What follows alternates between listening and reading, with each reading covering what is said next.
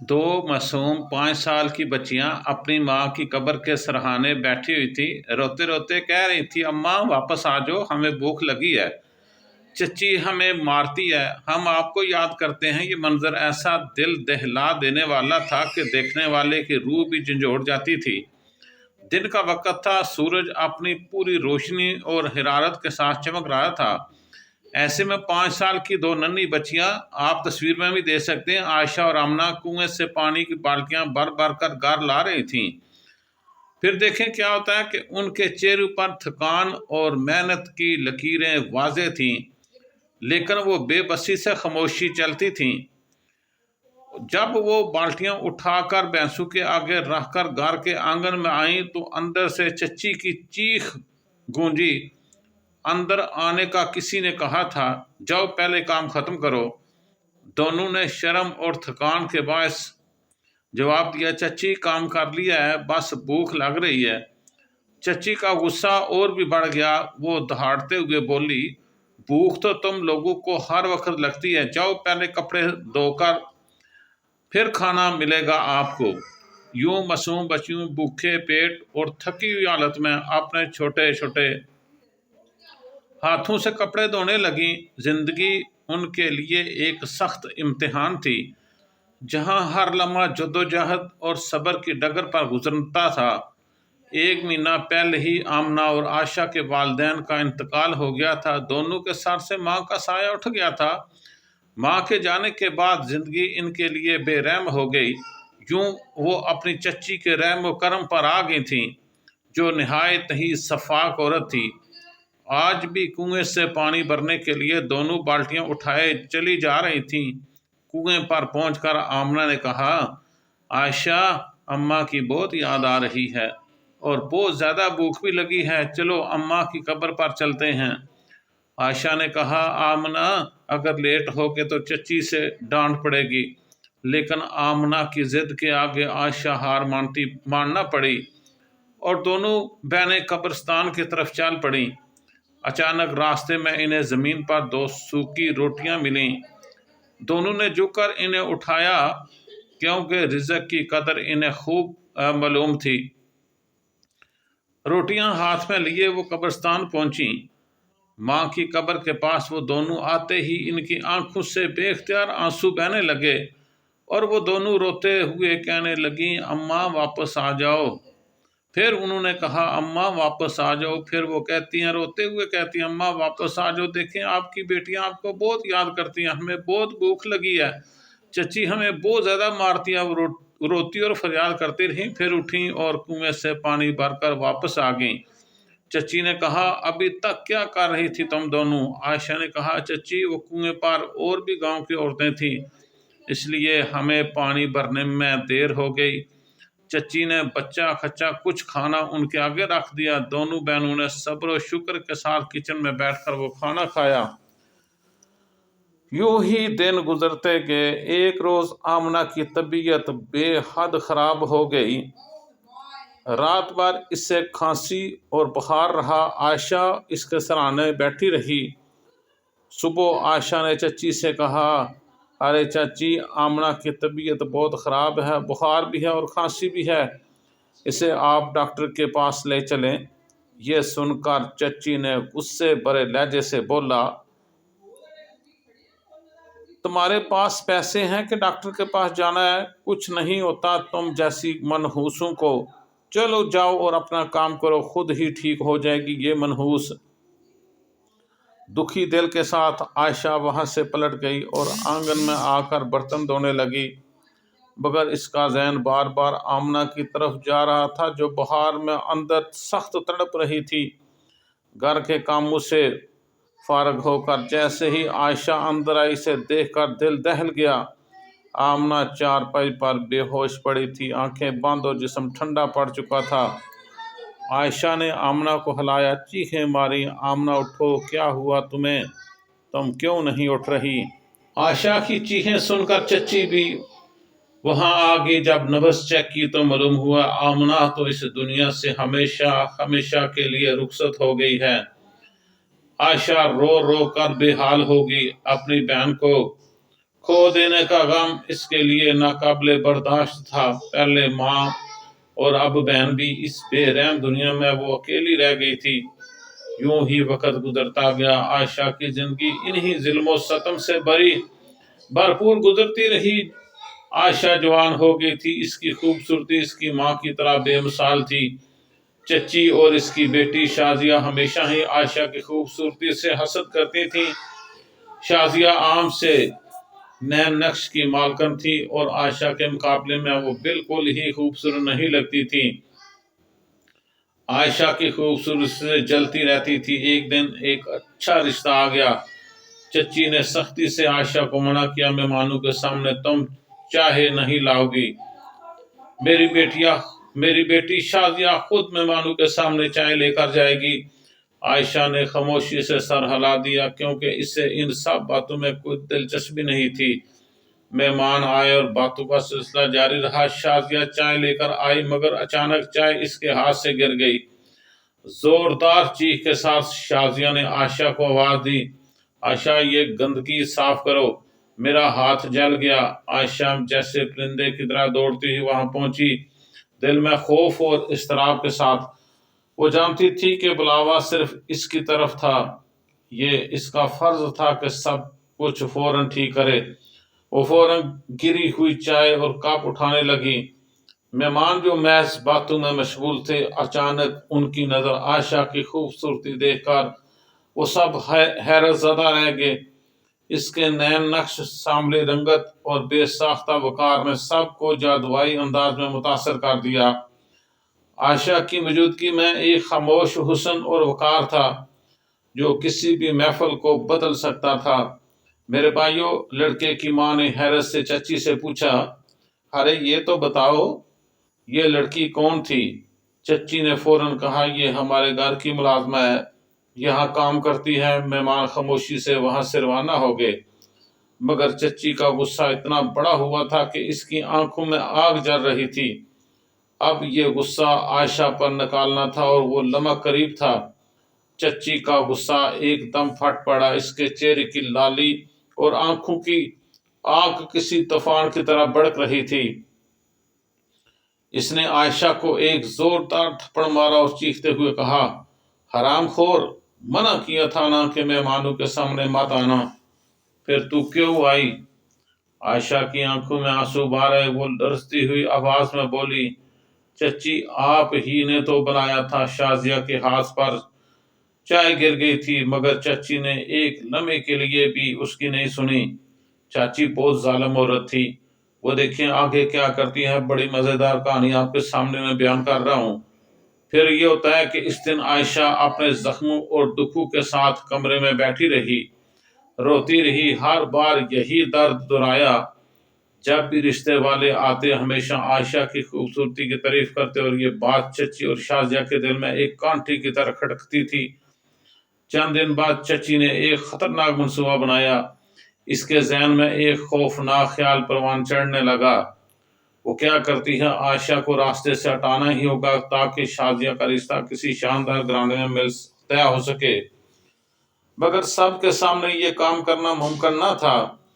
گاؤں والے تو دیکھتے اور سوال کرتے، یہ قدم قانونی طور پر بھی بہت ہی خطرناک تھا۔ دیکھیں وہ ظالم عورت اب کیا کرنے کو جا رہی ہے، آپ کے سامنے ہم بیان کرنے کو جا رہے ہیں۔ اگلے روز چچی نے عائشہ سے کہا، جاؤ کنویں سے پانی بھر کر لاؤ۔ عائشہ نے خاموشی سے گھڑا اٹھایا اور کنویں کی طرف چل پڑی۔ پانی بھر کر جیسے ہی وہ واپس پلٹی، اچانک کسی نے اس کے منہ پر رومال رکھ دیا۔ وہ گھبرا گئی، مگر لمحے پر میں ہی بے ہوش ہو گئی، اور ایک رومال پوش آدمی خاموشی کے ساتھ عائشہ کو اپنے بازو میں اٹھائے وہاں سے چل پڑا۔ عائشہ بے ہوش تھی، دنیا بے خبر نہیں جانتی تھی کہ اسے کہاں لے جایا جا رہا ہے۔ یہ آدمی کون تھا جو اسے اپنے ساتھ لے جا رہا تھا؟ چچی میری بھائیوں گھر کے آنگن میں مطمئن بیٹھی تھی، تبھی اس کا فون بجا۔ فون کان سے لگاتے ہی وہ مسکرائی۔ دوسری طرف سے کسی نے کہا، کام ہو گیا ہے۔ چچی کی مسکراہٹ اور زیادہ پھیل گئی۔ بیٹی نے پوچھا، اماں بتاؤ کیا ہوا ہے؟ چچی نے آہستہ مگر اطمینان سے کہا، بیٹی کام ہو گیا ہے، اب اس منحوس نے ہماری جان چھوٹ گئی ہے۔ دوسری طرف جب عائشہ کو ہوش آیا تو وہ خود ایک کمرے میں پائی، وہ کرسی پر بیٹھی تھی کہ اس کے ہاتھ بندھے ہوئے تھے۔ خوف اور اضطراب کے ساتھ اس نے اپنے ہاتھ کھولنے کی کوشش کی، مگر خوش قسمتی سے وہ کھل گئے۔ فوراً اس نے گھر سے باہر قدم رکھا، اس کا ذہن الجھا ہوا تھا۔ عائشہ نے دیکھا وہ ایک جنگل میں تھی۔ اچانک اس کی نظر ایک آدمی پر پڑی جو شاید کھانا کھا رہا تھا۔ آدمی کو امید نہیں تھی کہ عائشہ اتنی جلدی اٹھ جائے گی۔ وہ فوراً عائشہ کی طرف لپکا، مگر اگلے ہی لمحہ عائشہ نے جنگل میں دوڑ لگا دی۔ دیکھیں پھر اللہ تعالیٰ اس کی کس طرح مدد کرتے ہیں۔ اسے اچھی طرح سمجھ آ چکی تھی کہ وہ اغوا ہو چکی ہے اور پاؤں میں کانٹے چبھ رہے تھے، آنکھوں کے آگے بار بار اندھیرا چھا رہا تھا، دوا کا اثر ابھی تک اس کے جسم میں باقی تھا۔ اگلے ہی لمحہ وہ کسی سے زوردار ٹکرائی۔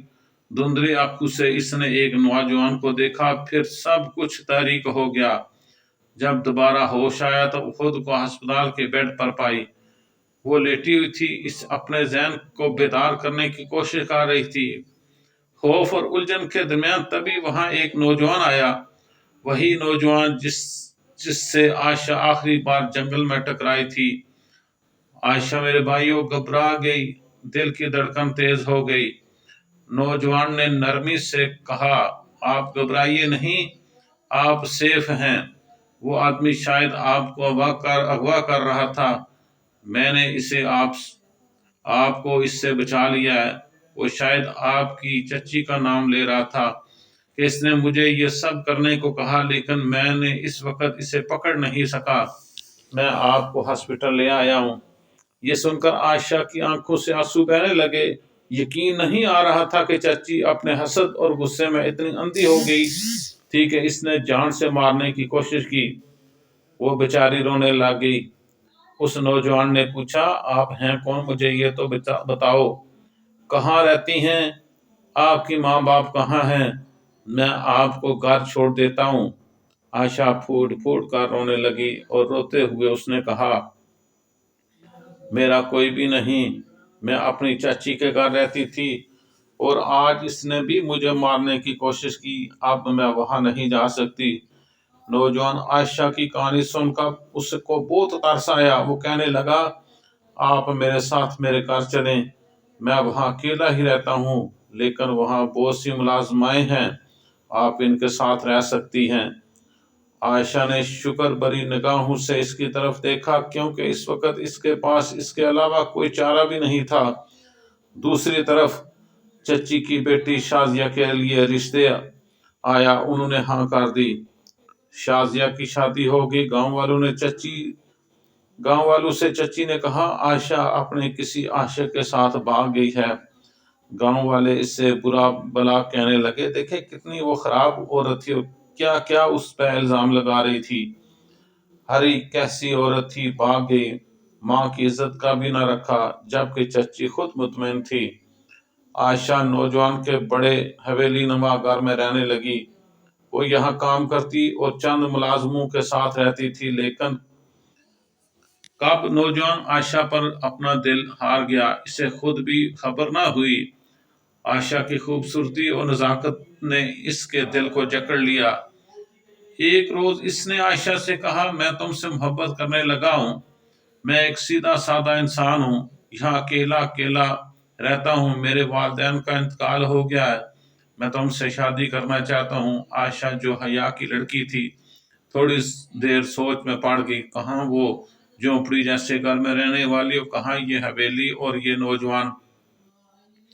آخر کار یہ ہوتا ہے کہ عائشہ نے اس کے آگے ہاں کر دی۔ یوں عائشہ کی شادی شہریار کے ساتھ ہو گئی۔ شہریار ایک بہت اچھا شوہر ثابت ہوا۔ وہ عائشہ سے بے پناہ محبت کرتا تھا اور کہتا تھا، تمہارے ماضی کے سارے زخموں پر میں مرہم رکھ دوں گا۔ عائشہ جو کبھی ظلم و ستم سہتی آئی تھی، بچپن سے اب تک اس حویلی کی ملکہ بن گئی تھی۔ دوسری طرف دیکھیں کیا ہوتا ہے، اللہ تعالیٰ کی لاٹھی بڑی بے آواز ہے۔ دوسری طرف چچی کی بیٹی شازیہ کو طلاق ہو گئی تھی۔ وہ لوگ نہایت لالچی تھے، انہوں نے جہیز میں بہت سارا کچھ، عرصے کے بعد شازیہ کو طلاق دے دی۔ شازیہ ماں کے گھر واپس آئی اور ہر وقت اپنی ماں سے لڑتی رہتی، یہ سب آپ ہی کی وجہ سے ہوا، نہ آپ مجھے ان کے گھر میں بیاتی نہ میرے ساتھ یہ ہوتا۔ شازیہ کی ماں پچھتاتی رہتی، یہ میں نے کیا کر دیا، ہائے اللہ میں نے یہ کیا کر دیا۔ شازیہ کی ماں بار بار دل میں یہ کہتی۔ ایک روز اس طرح ہوتا ہے کہ شازیہ کی طبیعت اچانک بے حد خراب ہو گئی۔ تیز بخار نے اس کا چہرہ لال کر دیا، مگر اسی بخار نے اس کی جان لے لی۔ شازیہ کی ماں چیخ چیخ کر رونے لگی، اپنی جوان بیٹی کے دکھ نے اندر ہی اندر اس عورت کو اتنا چاٹنا شروع کر دیا۔ یہ ہماری بیٹی کو کیا ہو گیا، یہ کیسے ہو سکتا ہے، وہ بار بار خود سے سوال کر رہی تھی۔ دل تڑپ اٹھا تھا، مگر ذہن میں ایک ماضی کا منظر گھومنے لگا تھا۔ وہ معصوم آمنہ جو بخار سے تڑپ رہی تھی، اس نے بھی تو ایسے ہی جان دے دی تھی۔ یاد آیا کیسے عائشہ نے اپنی بہن کے لیے اس کے آگے بھیک مانگی تھی، مگر وہ خود ظالم بنی رہی۔ اپنے گناہوں کا شدت سے احساس ہوا اور پھوٹ پھوٹ کر پھر وہ چچی جو ہے وہ رونے لگی اپنے گناہوں کو یاد کر کے۔ عائشہ کہاں تھی، وہ کچھ نہیں جانتی تھی۔ ایک دن چچی شازیہ کی ماں کے دل کے مقام پر شدید درد اٹھا اور اسے فالج کا اٹیک ہو گیا۔ اب وہ چارپائی پر بے بسی اور لاچارگی کی زندگی گزارنے لگی۔ ہر لمحہ وہ اسی انتظار میں تھی کہ کب عائشہ آئے اور اس سے معافی مانگے۔ دوسری طرف عائشہ شہریار کے ساتھ ایک خوشحال زندگی گزارنے لگی۔ اللہ تبارک و تعالیٰ نے اسے ایک بیٹے سے بھی نواز دیا تھا اور یوں ان کی دنیا مکمل محسوس ہونے لگی تھی۔ ایک روز شہریار نے کہا، عائشہ تم اپنی چچی سے ملنا چاہیے، ان سے بات کرنی چاہیے، جو بھی ہوا ماضی کا حصہ ہے۔ عائشہ نے کہا، چلیں اگر آپ کہتے ہیں تو ٹھیک ہے، چلتے ہیں چچی کے پاس۔ اگلے روز وہ دونوں میاں بیوی اپنے بیٹے کے ساتھ اپنی چاچی کے گھر پہنچے، مگر جو منظر انہوں نے دیکھا اس نے ان کے ہوش اڑا کے رکھ دیے۔ چچی لاچار سے چارپائی پر پڑی تھی، روتی جا رہی تھی۔ عائشہ فوراً آگے بڑھی۔ چچی نے عائشہ کو دیکھ کر پھوٹ پھوٹ کر رونا شروع کر دیا اور ہاتھ جوڑ دیے، عائشہ مجھے معاف کر دو، عائشہ مجھے معاف کر دو، عائشہ مجھے معاف کر دو، میں خطا کار ہوں، تمہاری بھی اور آمنہ کی بھی، مجھے معاف کر دو تاکہ میری زندگی، میری جان آسانی سے نکل جائے۔ عائشہ نے نرمی سے کہا، چچی آپ روئیں نہ، میں آپ کو دل سے معاف کرتی ہوں۔ اس لیے چچی نے اپنی جان دے دی جیسے وہ اس انتظار میں تھی عائشہ نے معافی مانگ سکے۔ عائشہ کو ان کے جانے کا بہت دکھ تھا، مگر دل میں وہ مطمئن تھی کہ اللہ نے انصاف کیا۔ جو ظلم اسے بچپن سے سہنے پڑے آج ان کا خاتمہ ہوا۔ عائشہ اپنے شوہر کے ساتھ خوش زندگی گزارنے لگی۔ کئی لڑکیاں اس کی قسمت دیکھ کر حسد کرتی تھیں، مگر عائشہ ان سب سے بے نیاز تھی کہ اللہ تبارک و تعالیٰ نے اس کے صبر کا پھل دے دیا تھا۔ اگر آپ کو یہ کہانی ہماری اچھی لگے تو آپ نے ہمارے چینل کو بھی سبسکرائب کرنا ہے اور کمنٹ بھی کرنا ہے، اور آپ نے مجھے لازمی طور پر یہ بتانا ہے کہ یہ جو کہانی میں نے آپ کو بیان کی ہے یہ کیسی ہے۔ اللہ تبارک و تعالیٰ آپ کو اس کا اجر دے گا، آمین ثم آمین۔